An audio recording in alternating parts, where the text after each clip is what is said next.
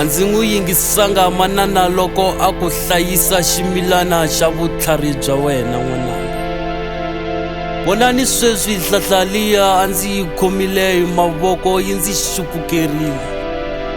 Ni ri wo wena misava yima ndzi chika swa misava swi ni talerile. Kokwana u zamile ku tshama hansi na mina a nava milenge a humesa xinefu a xi dzaha a ni hetshemula timhaka ta vutomi.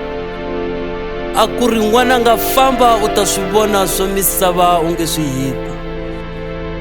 A ku va khale va vurile leswaku mitlhotlhi wa tinyarhi ti vuya hi yena. Ndzi wela ehansi ndzi hela matimba ndzi havaxela mihloti. Ni titwela vusiwana mina n'wana Khensani Mafelakoti. Gama ra sele ri n'wi vutlile ni nge se boxa ni mahlo. Ndzi tiyimela ndza ha ri ntsumula ndzi ku byiridya. Ndzi kandziyela mahlohlwe ni hakana hi swigatlo ni fambela hi laha mikwana wu tsemaka ha kona.